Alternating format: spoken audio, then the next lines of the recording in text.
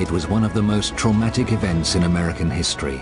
The murder of John F. Kennedy, the 35th President of the United States, on the streets of Dallas on November 22, 1963. If the presidency of the United States is being decided by bullets fired from rifles rather than ballots cast by citizens, we have indeed been taken over by a whole new form of government.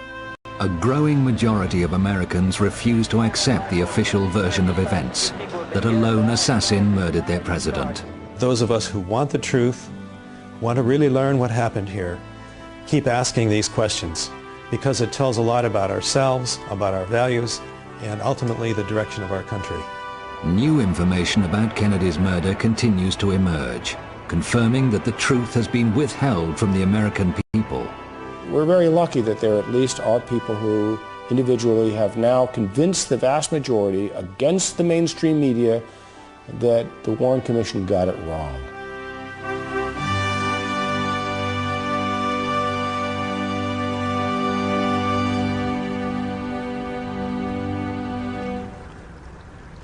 From his hometown of Duluth in Minnesota, one of those questioning critics of the official version of events is Professor James Fetzer.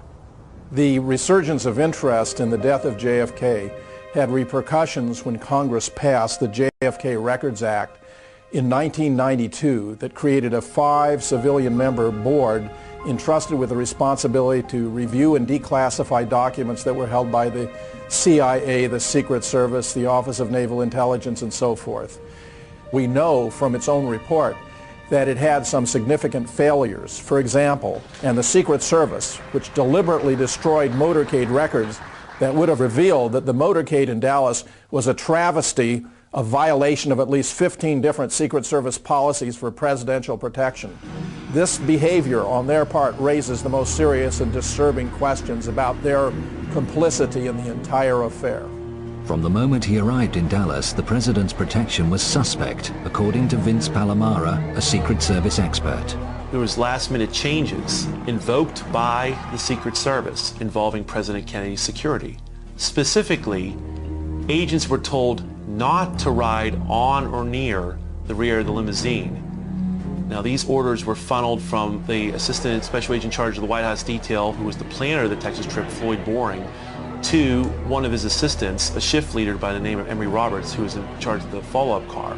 You can see an agent, Henry Ribka, doing his normal duty, jogging beside the limousine, when in the follow-up car, you can see Emory Roberts stand up and wave him back, and you can see a very perplexed Agent Ribka waving his arms in the air several times in seeming disgust. There was another last-minute change made at Love Field, invoked by the Secret Service. The Dallas Police Department motorcycle outriders were told not to be beside the car. It went from 4 to 6 down to a measly 2 riders on each side, and to add insult to injury, they were pushed further back in the motorcade by those agents not being by the car, by those motorcycle officers not being in their position. It opened up President Kennedy to a field of fire from in front and from the rear. In the months before the trip to Texas, there had been a growing number of threats against the president's life.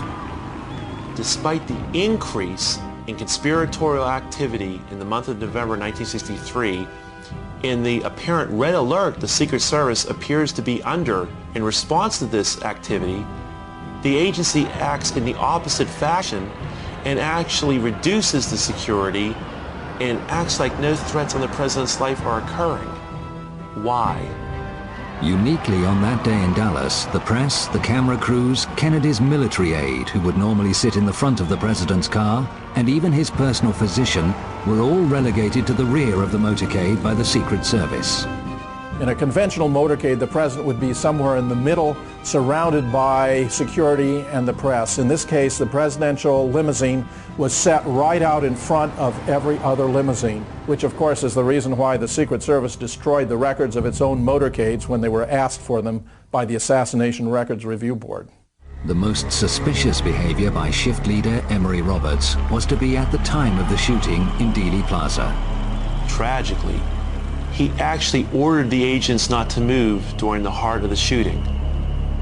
Agent Sam Kinney, who drove the follow-up car, admitted as much to me and told me, quote, "exactly right," end quote.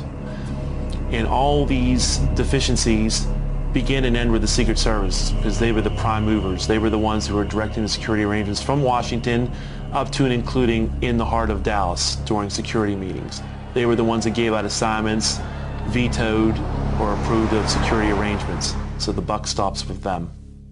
At Parkland Hospital after the president's death, the media were reporting that the fatal shots had come from in front of the presidential car. A press conference was conducted by Acting Press Secretary Malcolm Kilduff at 1:30 after the president had been pronounced dead at 1 o'clock. Malcolm Kilduff explained that it had been a simple matter of a bullet right through the head while pointing to his right temple, and attributing that finding to Admiral George Berkeley, who was the president's personal physician. This wound to the right temple and another wound to the throat, 3 different times described as a wound of entry, were widely broadcast on radio and television that afternoon. They were quickly suppressed because, of course, they contradicted the official government account, which was that 3 shots had been fired, all of them from above and behind. Connie Kritzberg was a reporter for the Dallas Times-Herald on November 22, 1963. A couple of hours after the assassination, she did a phone interview with 2 of the principal doctors who had tended Kennedy. I talked to Dr. Kim Clark, who was head of neurosurgery at Parkland Hospital, and Dr. Malcolm Perry. So I asked, how many wounds were there in the president? And I was told Dr. Kim Clark said there was a gaping wound in the back of the head. And Dr. Perry said, the wound I was working on was an entrance wound in the neck. And I asked him where it was located. I asked him, was it below the Adam's apple? And he said, yes, it was in the midline, in the front of the neck, below the Adam's apple. And he said 3 times that it was an entrance wound from the front. And so I wrote a very simple story, only about 12 inches long as we measured stories, and turned it in. The next morning, Connie found the story she filed had changed. I found in the story, in about the 3rd paragraph, there had been a very unprofessional sentence inserted. It said, a doctor admitted there was possibly 1 wound. So I was very upset. I called the city desk and I talked to one of the assistant city editors whom I respected quite a bit, and I said, who changed my story? Who put in that sentence? And he immediately knew what I was talking about. He said, the FBI. A story couldn't be printed that there was more than 1 shot and that 1 came from the front. It had to be altered, no matter how crudely, to conform to the official story that there were 3 shots from 1 place, from 1 man, and it was only 1 man who committed the murder. Confirmation of what Connie was told by Dr. Perry comes from one of his colleagues who also attended the fatally wounded president at Parkland Hospital, the late Dr. Charles Crenshaw. Prior to the tracheostomy performed by Dr. Perry, I observed in the lower third of the neck a small, rounded, well-demarcated entrance wound. This was obliterated by the tracheostomy in that Dr. Perry made the tracheostomy incision through the entrance wound. Different parts of the tissues were spread. He then made the incision into the trachea, and through the hole that had previously been made by the entrance of the bullet, the tracheostomy was put in place. Radio reports from Dallas that afternoon mentioned the small round wound of entry in the front of the president's neck. They were heard by the late Dr. Robert Livingston, who was then scientific director of the National Institute for Mental Health. The reports had been that the president had been shot from the rear, from the 6th floor of the Texas School Book Depository building. And the evidence at hand from the Parkland Hospital doctors of a small, neat wound in the neck was contradictory to that, or at least complementary to that, in the sense that it required that there be a shot from in front, so that if he were shot from the rear, he was also being shot at the same time from in front. So I wanted to tell whoever was going to do the autopsy about that, and so I telephoned Bethesda Naval Hospital. The officer of the day I knew, and he put me quickly through to Dr. James Humes, who was going to head the autopsy team. He was very cordial, and we had a good conversation, brief. He had not heard about the neck wound. I told him that it was important because it was a wound of entrance, and I told him that it should be explored completely for its track and to find any bullet or fragments of bullets that would remain, and particularly emphasized that it had to be a frontal wound since there was no tearing of the tissues. He left the telephone momentarily and came back and said, "Dr. Livingston, I'm sorry I can't continue this conversation. The FBI won't let me." Humes later claimed he only learnt about that bullet wound after the autopsy from one of the Dallas doctors. He never examined it.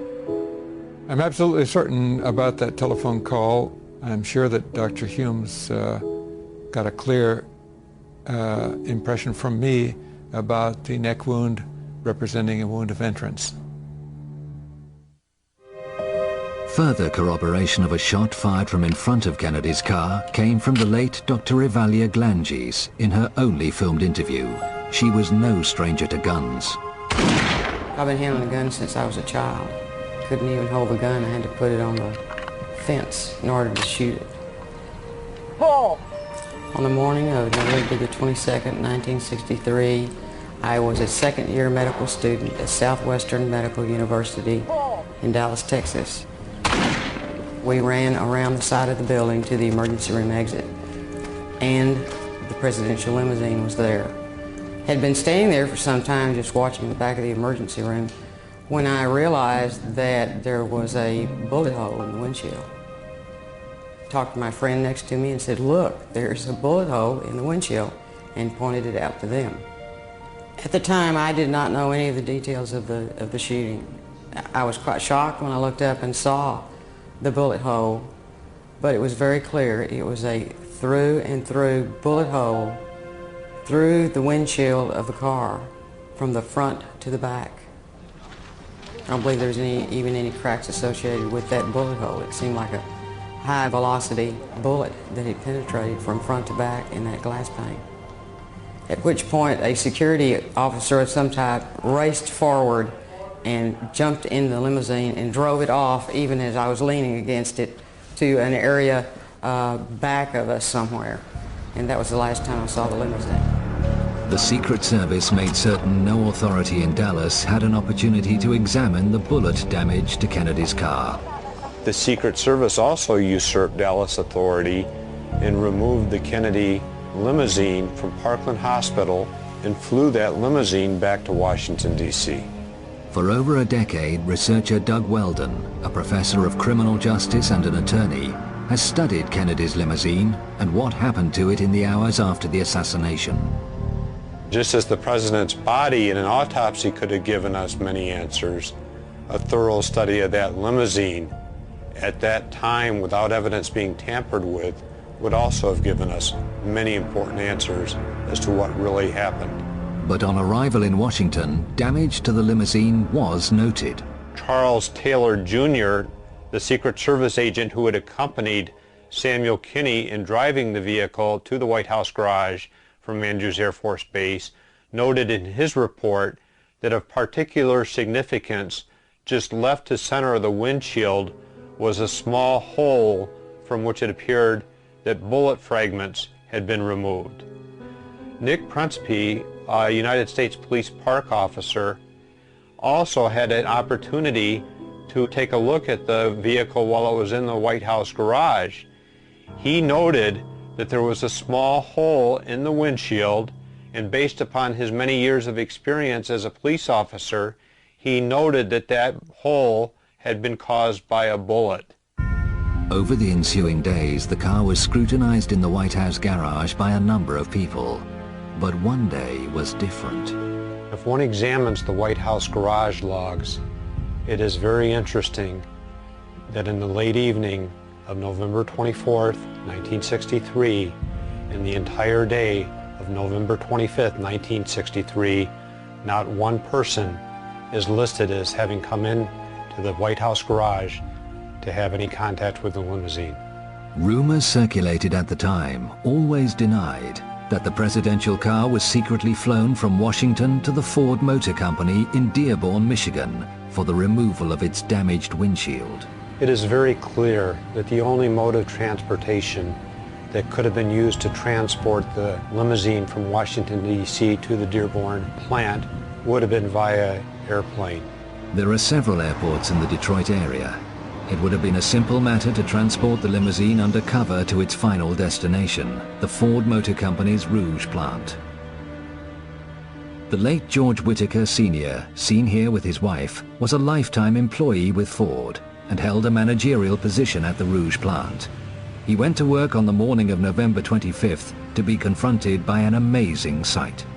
He was astonished when he went to the B building where a garage existed at that time, and he saw the Kennedy limousine that John F. Kennedy had been murdered in.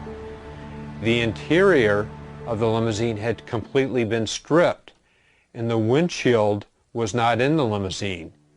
He went to the glass lab where he was in charge of laminating glass, and the glass lab door was locked. He knocked on the door, and it was open, and two of his subordinates were in there with the windshield that had been removed from the vehicle. They were under orders to take that windshield and use it as a template in making a new windshield. But what fascinated him, and which he discussed with his family and no one else until he spoke with me, was that he saw a hole in the windshield. It was a good, clean bullet hole right straight through in the front. Right. This had a clean, round hole in the front and fragmentized along the back. Mr. Whitaker had 30 years of experience working with glass and had seen many tests performed on glass, including tests performed with firearms. He described that hole as being in the same location that Charles Taylor Jr. of the Secret Service had described the hole in his report. And of course, without knowing that anybody had observed it before then, but he also was absolutely 100% convinced that that shot had to emanate from the front of the Kennedy limousine, thus indicating that a shot had been fired from the front, to his mind, to 100% certainty. I asked him what had happened to the original windshield. His answer to me was, "We scrapped it." I said, "You destroyed it?"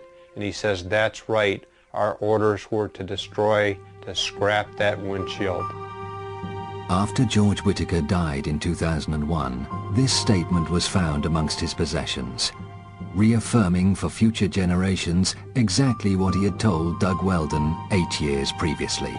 This document was discovered, and for me, it gave the final stamp of approval that what he told me on that August day in 1993 was in fact the truth of what really happened. One of the assassination's most significant smoking guns, indicating both a conspiracy and a cover-up, is kept here. Kennedy's original autopsy photographs, taken at Bethesda Hospital on the night of his death, have always been used to support the lone gunman theory. I've looked at these autopsy photographs at the National Archives on many occasions now. I've actually been there on 9 separate visits. When the photographs of the back of the head at the autopsy were shown to 16 Parkland doctors, all 16 said they did not recognize that photograph as what they had seen in the emergency room at Parkland Hospital. How many people did recognize it? 0. When I went to the archives to look at these photographs of the back of the head, there's a pair of photographs, so I used the stereo viewer. And what I saw was really quite shocking. This whole area of hair on the back of the head, with the hair standing up, looked as if it had been glued in one particular plane in space. It was two-dimensional, whereas the rest of the photograph is three-dimensional. And the 3D effect occurs for virtually all the other pairs of photographs, so this was unique. The back of the head, this area, and the hair sticking up here looked as though it was simply two-dimensional, as if it had been glued into one position in space in one plane. It was the most bizarre. What does that mean? Photographic forgery. We get a 3D effect for all the image except for the place where it's exactly the same because it's been dubbed in. So they took out basically the part where the hole was, and instead they used a soft matte insert to put in the same image on each of these photos of the back of the head so that it would look like there was no damage back here. If there's a big hole at the right rear of the head, that means a shot from the front. That can't be Oswald. So the conspirators were hard-pressed at this point. They had to get rid of that big hole at the back of the head, or it would have clearly shown shots from the front and no possibility of a lone gunman. Remarkable testimony regarding the autopsy photographs comes for the first time from veteran World War II photographer Joe O'Donnell.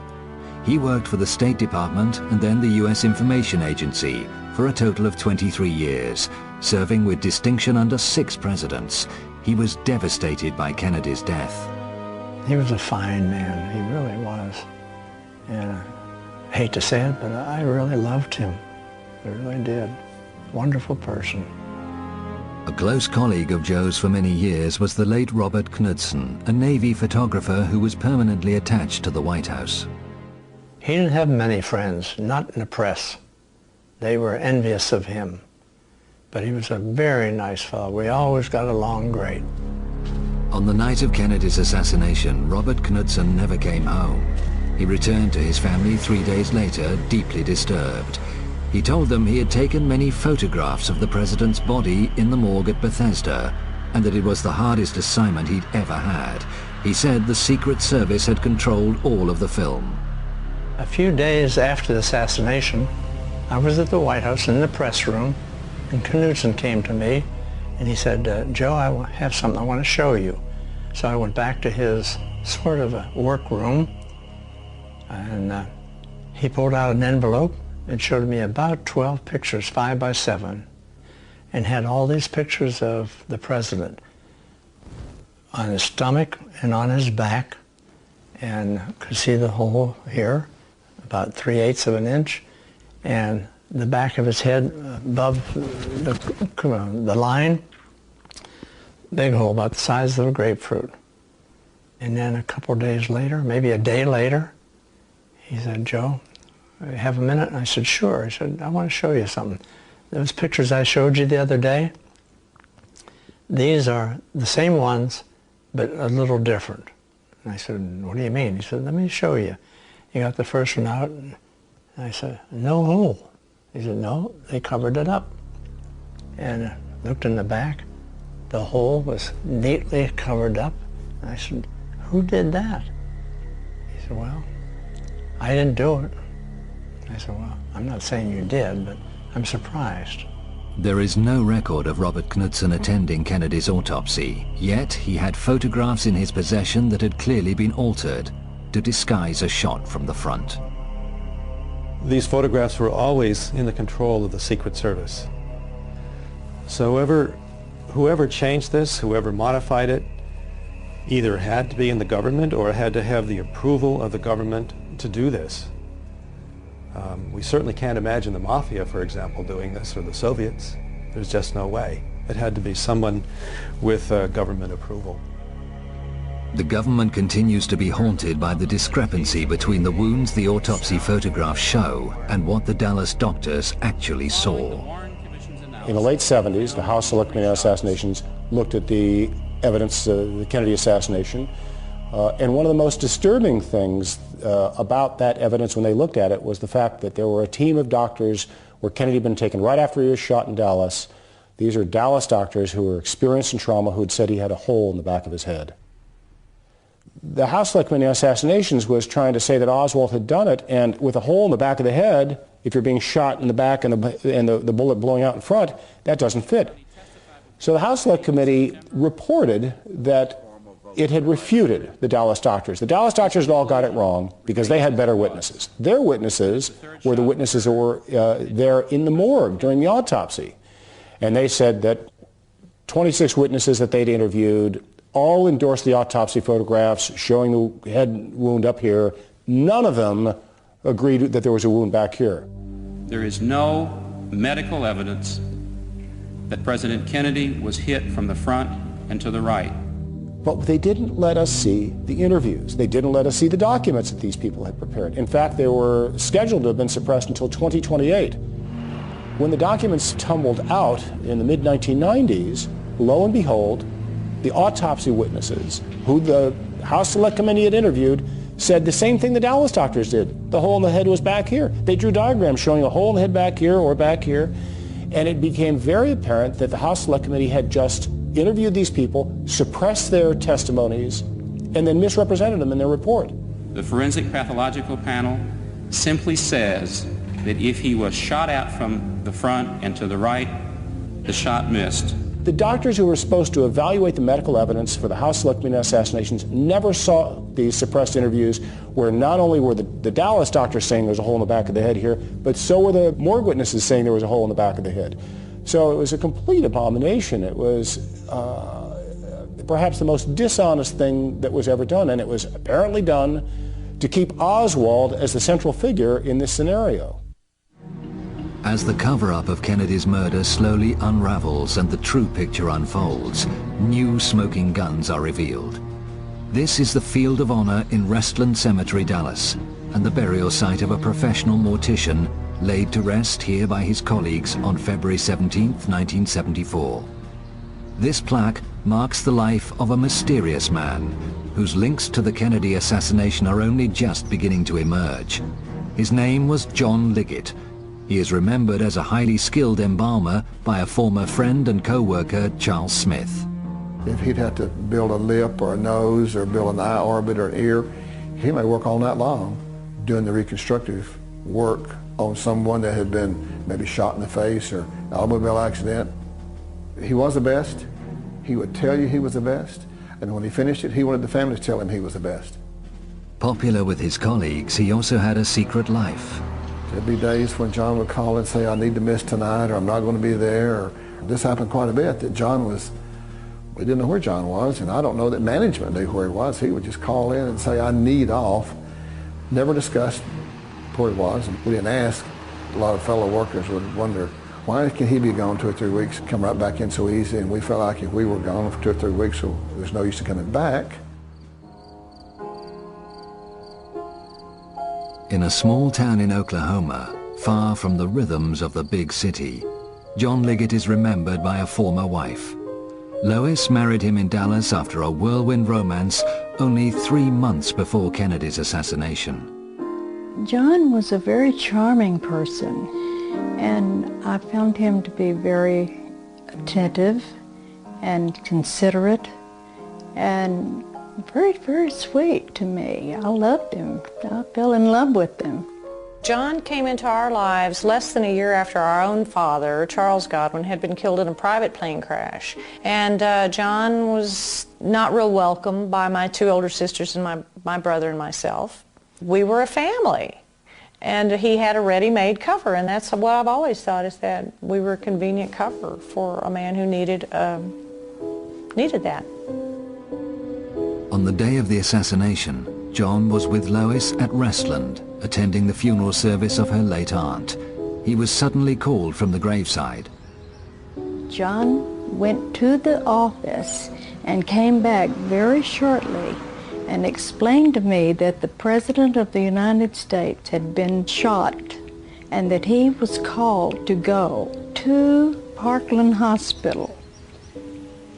I went home after the funeral, and it was about 2 o'clock in the afternoon, and John called me from Parkland. I could hear the confusion in the background, and I asked him what was going on. He said, the president has died.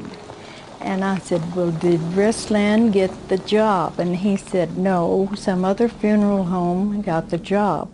But he said, I've got a lot of work to do. Don't try to call me.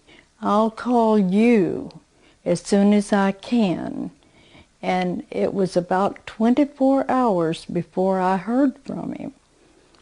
He came home and he walked in the door, and when I saw him, he physically looked like he had really been through a very traumatic experience. His clothes were disarrayed, and that was so out of character for him. He was obviously tired, very exhausted, but agitated and hyped, and informed my mother that we would be leaving town, that we had to get out of town. I said, where are we going? And he said, we're going to get out of town for a while until all of this blows over.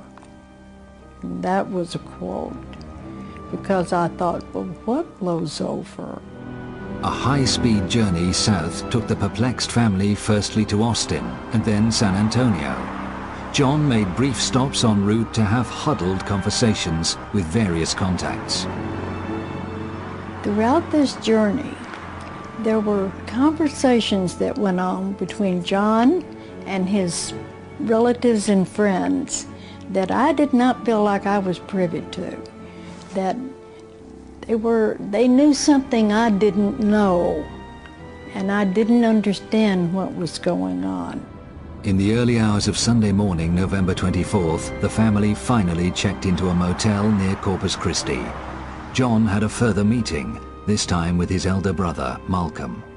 Here again, they had conversations that made me feel like I didn't belong, that they knew something I didn't know. I don't know why we were there, but it seemed to be very important to John that we were there. I do recall that every time I would see John in the room there, he was seated on the end of the bed, watching the television, and very intently watching the news, and chain smoking, because he did chain smoke. And was when John was nervous, he had a little bit of a nervous tick in his cheek, which I always knew that he was a little nervous there.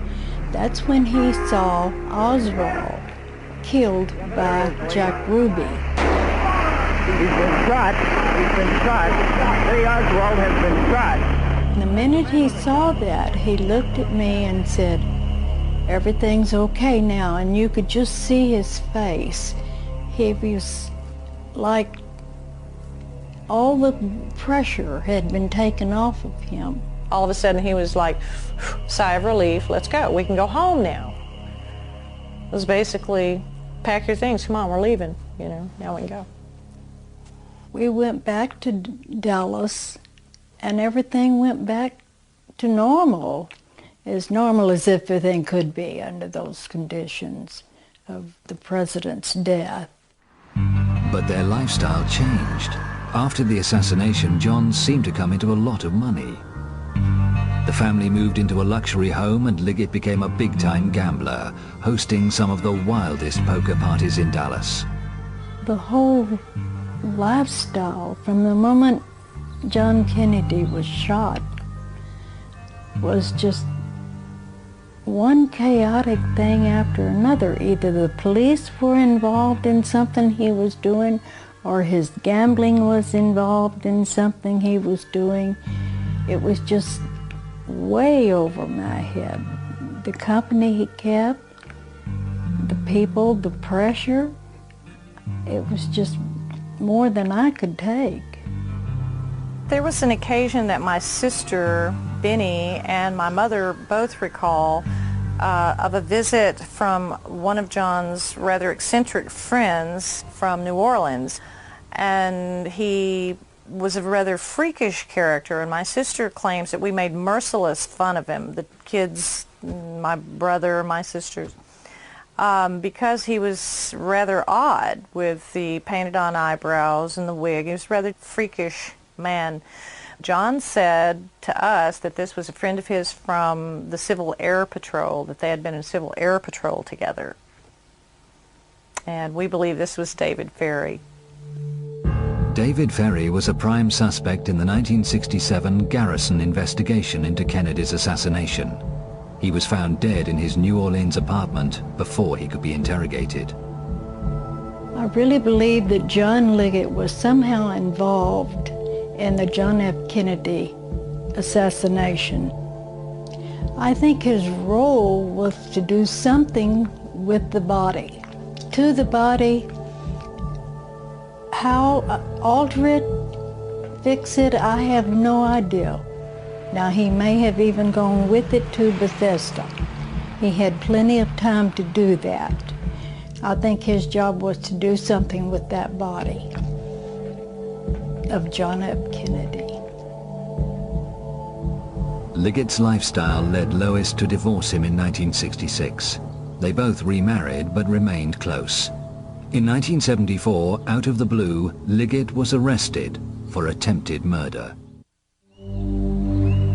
This Dallas home was the scene of a vicious crime.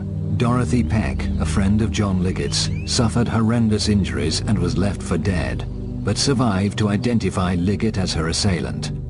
The police were swiftly linking him with other brutal killings in the Dallas area. He was imprisoned in the county jail, but the police were not allowed to interrogate him. John had been held on remand for almost a year when his brother Malcolm insisted on meeting Lois in a park in Austin. He was very secretive about this meeting, and he wanted to walk. He wouldn't talk to me in my car. And he told me at that time not to have any further contact with John, that it would be in my best interest not to. In fact, he said, if you care anything at all about your children or yourself, you will not see him or correspond with him anymore. And I think that Malcolm felt that if I talked to John, John would tell me something that either Malcolm or someone Malcolm knows didn't want John to tell me. And I really believed that. I was so frightened by this action that I moved to Lubbock, Texas. And a few weeks later, I had a phone call from a friend there who told me that John had been shot in the back and was dead. On the morning of February the 14th, 1975, Liggett was being transferred with other prisoners from the courthouse in downtown Dallas to the nearby county jail. The police vehicle had entered the garage when Liggett, using a hidden key, slipped out of his handcuffs and made a bid for freedom. A single shot in the back, fired by a sheriff's deputy, killed him instantly. I feel like Malcolm knew that there was something that was going to happen. I feel that he knew more than he was saying to me. And it frightened me, for myself and for my children. But the mysteries do not end with Liggett's death. In 1992, Deborah, for the first time, met Leona, John's wife at the time he died. Although reluctant to talk, Leona recounted a visit to Restland to view Liggett's body prior to burial. She came out from East Texas to Dallas, and she was shocked and surprised because to her, this was not John. It wasn't John there. She said that the person that was in the casket that she was shown had a mustache, and this to her was also an indication this was not John, and I too would have to think not, because John never, as long as I'd known him for the many, many years, could even grow a mustache. I did get the distinct impression that Leona was very nervous, even at that time in 1992, to speak with me about the details of John's death and her suspicions that it was not John that was buried there, and probably rightly so. I think I would be very nervous to know that as well, and I think I am. John's brother Malcolm handled the funeral that took place 3 days after the shooting. John's former colleague Charles Smith was there. There's no doubt the person that we handled the funeral for, the person that we embalmed, the person that I helped dress and we put in a casket and handled the funeral service for, that was John Melvin Liggett. That was a John Liggett that we knew for several years prior to this incident happening. But the story does not end there. After his divorce from Lois, John worked in Las Vegas for 3 years as a dealer. He had close contacts there. Recently, Lois was on vacation in Vegas with her grandchildren when she had the most extraordinary experience. We were in a casino, and I saw someone that looked exactly like John Liggett. And he turned around and looked at me and heard me call one of my grandchildren's names. And when I did, he looked at her, and he looked back toward one of the people that worked with him, turning his back to me, and said something to him about me because he pointed back of himself toward me. But we didn't stay around to find out if that was John or not. I was pretty shaken by it. I really felt like from the back of his head, and when he turned around and faced me, I thought it was John Liggett. So it wouldn't surprise me a bit in the world if he were in Vegas. In fact, that's the most logical place I can think of that he would be. Lois and Deborah's suspicions about John Liggett's ties to the assassination are reinforced by a photograph that has emerged in recent times. It was taken at Jack Ruby's Dallas nightclub, The Carousel, prior to the assassination and Ruby's shooting of Oswald. Obviously, one would recognize Jack Ruby. Immediately to his right is John Liggett's brother, Malcolm Liggett. His wife, Suzanne, the blonde, to his right. We met her several occasions that she was at our home. The last I recall seeing Malcolm Liggett was at my mother's residence in Dallas, and this was at the time that John was still in jail in Dallas. The woman with the dark hair and the black dress in the center of the photograph is Iris Campbell. Not at the time of this photograph, but years later my mother met Iris when they were living in West Texas out in Lubbock. My mother was a member of the Episcopal Church, St. Paul's there in Lubbock, and Iris came in one day and had expressed an interest in becoming an Episcopalian and joining the church. And she and my mother became very dear friends, and later also became my daughter's godmother. For a few years there, she was in and out, in close contact with my mother, came and visited frequently, and then disappeared, basically just disappeared. And I've not seen Iris Campbell, and neither has my mother, for many, many years. She just kind of faded out. Prior to seeing this photograph, I was unaware of any connection between the people that I do know and Jack Ruby. And it does put them in context then as acquaintances of Jack Ruby's. I really think that maybe John had something to do with government business. I really believe his death had something to do with the John F. Kennedy connection. What exactly, I don't know, but I believe it. Much may still remain obscure, and many questions wait an answer. But as more and more courageous Americans speak out, the smoke begins to clear, revealing the hidden truth that lies behind the assassination of President John F. Kennedy.